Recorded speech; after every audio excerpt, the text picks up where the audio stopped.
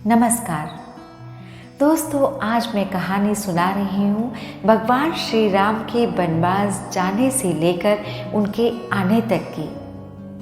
कैसे श्री राम के भाग्य के साथ अयोध्या का भाग्य पलटा, आइए सुनते हैं इस कहानी के माध्यम से। रामायण का एक बहुत सुंदर प्रसंग है। महाराज दशरथ अपने राज परिवार के साथ आनंद से दिन व्यतीत कर रहे थे। जिस परिवार में न पुत्र का अभाव हो न प्यार की कमी हो, वहाँ अमन चैन हरदम बना रहता है। एक दिन राजा दशरथ राज सिंहासन पर बैठे हुए थे। अचानक उनकी दृष्टि सामने दर्पण पर गई। उन्होंने देखा मुकुट झुक रहा है। बैठे बैठे वो गहन चिंतन में डूब गए। मुकुट झुकने का अर्थ होता है कि अब सत्ता हाथ से जाने वाली है, क्योंकि मुकुट राजगद्दी का प्रतीक है। उनके मन में दृढ़ निश्चय हो गया, अब मुझे योग्य अधिकारी को राज्य की बागडोर सौंपकर सत्य की खोज करनी चाहिए। रात्रि के एकांत क्षणों में महाराज दशरथ ने अपने चिंतन से महारानी कौशल्या को अवगत कराया और बोले, मैं कितना सौभाग्यशाली हूँ कि मुझे उत्तराधिकारी की कोई चिंता नहीं। योग्य, सुशील और मर्यादा संपन्न राम का राज्याभिषेक कर मैं निवृत्त होना चाहता हूँ। महारानी कौशल्या ने महाराज की बात का समर्थन करते हुए कहा, आपका विचार सर्वोत्तम है। राम का राज्याभिषेक करना ही है, किंतु मैं चाहती हूँ ऐसे शुभ कार्य के लिए गुरु वशिष्ठ जी की सलाह लेकर मंगल मुहूर्त में सारे कार्य संपन्न होने चाहिए। दूसरे दिन सुबह महाराजा दशरथ ने अपनी राज्य सभा में आदर सहित गुरु वशिष्ठ जी को आमंत्रित किया। उन्हें यथा योग्य स्थान पर बिठाया गया और महाराज दशरथ ने प्रार्थना की, हे गुरुदेव, मैं राम का राज्याभिषेक करना चाहता हूँ। आप इसके लिए शुभ दिन और मंगल मुहूर्त बताइए। गुरु वशिष्ठ ज्योतिषी शास्त्र में पारंगत अवश्य थे, किंतु वे समय की बलवत्ता और महत्ता को विशेष महत्व दिया करते थे।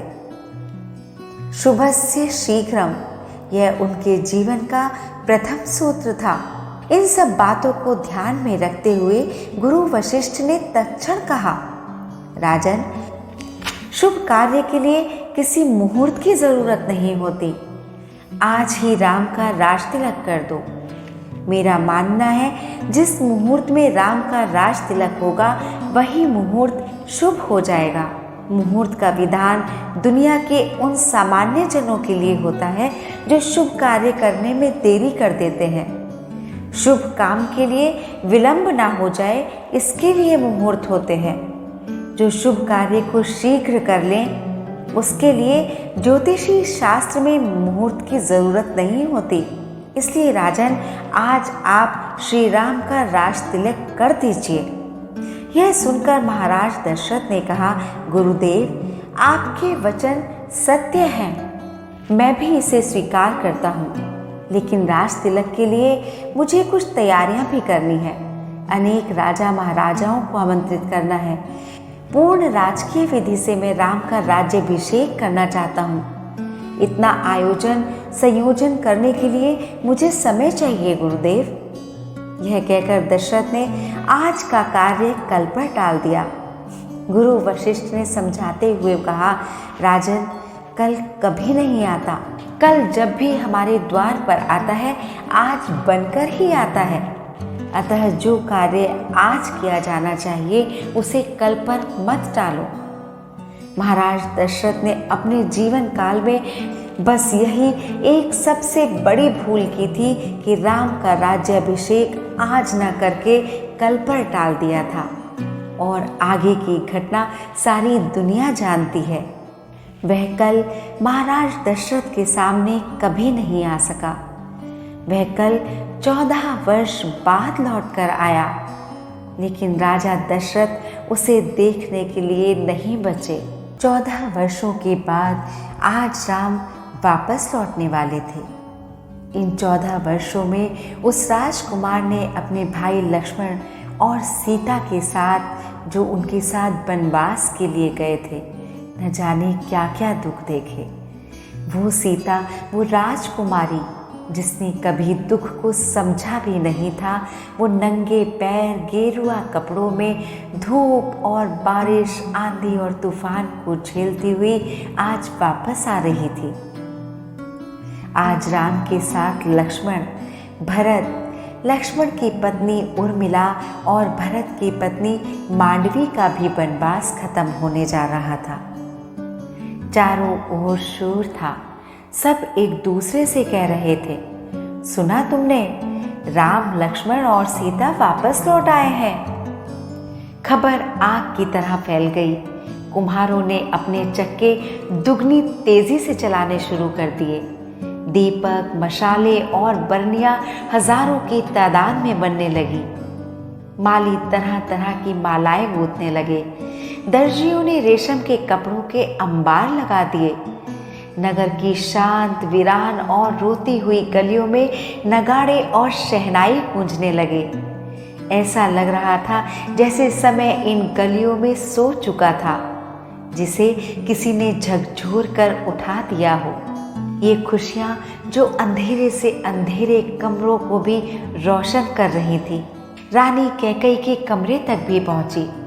लेकिन बस यही कोना था जहां गम का अंधेरा अब डर बन रहा था। अयोध्या का महल आज जिंदा हो गया था। उसके प्राण लौट आए थे। उम्र से पहले बूढ़ी हो गई राजमाताओं के कदमों की चाप आज इतनी तेज हो गई थी कि राजमहल को सुनाई देने लगी थी। आंगन से लेकर द्वार तक और दीवार से लेकर छत तक सब जगह दीपक जगमगा रहे थे। रंगोलियां सजने लगी थी। बेला और चमेली की महक से अयोध्या महकने लगी थी। एक एक जगह को जहां राम, लक्ष्मण और सीता को रुकना था, वहां कमल के फूलों से सजाया गया था। सुमंत्र राज्य के पुराने सलाहकार थे। राजा दशरथ के बहुत प्रिय थे। उनकी देखरेख में राजकुमारों के स्नान की तैयारियां होने लगी। कैकेयी डरे डरे कदमों से सारे राजमहल को निहार रही थी। चंदन का उपटन दरदरा पिसा हुआ था, लेकिन उन्हें याद था कि राम को जरा सा भी दानेदार उपटन चुभ जाता था। लेकिन डरी हुई कैकेयी रानी कौशल्या को ये नहीं बोल पाई, दीदी, उपटन राम को गड़ेगा, थोड़ा और पिसवा दीजिए। ये वो कैकेयी थी जिनके आदेश पर राम को महल छोड़ना पड़ा था। उन्हीं की एक जिद ने महाराज की जान ले ली थी, अयोध्या की खुशियां छीन ली थी।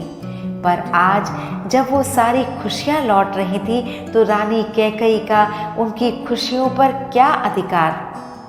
इतनी चिंता दिखाना, इतना उत्साह दिखाना, क्या सबको ढोंग नहीं लगेगा? क्या सब ये नहीं सोचेंगे कि उनका बेटा भरत आ रहा है इसलिए खुश हैं? लेकिन वो कैसे बताती सबको कि राम भरत से ज़्यादा प्रिय थे उन्हें। लेकिन न जाने नियति की कौन सी चाल ने उनसे ये सब करा दिया। आज वो अपनी शर्म को छुपा नहीं पा रही थी। अचानक अपने गालों पर खुरदुरी उंगलियों को महसूस किया।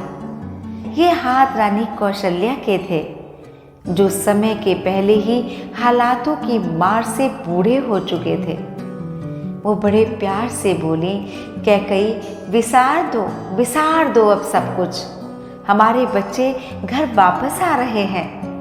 मन में कोई दुख मत रखो। राम तो मुझसे पहले तुम्हारा है। तुम उसकी पसंद के पकवान नहीं बनाओगी? कैकेयी कौशल्या के गले लगकर फूट फूट कर रो पड़ी। सालों से छुपाए आंसुओं को गंगा जमुना की तरह बहा दिया। उनका राम घर आ रहा था। उनके प्राण, उनकी सांस वापस आ रही थी। और वो अकेले नहीं आ रहे थे, साथ में आ रही थी उनकी बहुएं और भरत। आज सारा परिवार एक होने वाला था। बिछोह खत्म होने वाला था। लेकिन आज सवाल ये था कि कौशल्या की तरह ही क्या राम भी कैकेयी को माफ कर पाएंगे? बाजार सज गए थे। लोग अपने घर ऐसे साफ कर रहे थे जैसे घर नहीं, अपने मन को साफ कर रहे हों। सारा शहर जगमगा रहा था। स्वागत गीत बज रहे थे। नया अध्याय लिखा जाने वाला था आज अयोध्या के पन्नों पर।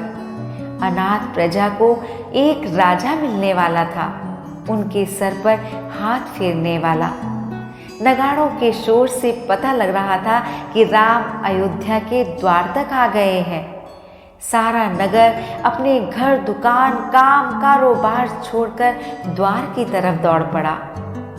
दौड़े भी क्यों ना, उनका राजा, उनका पालनहार राम जो वापस आ रहा था।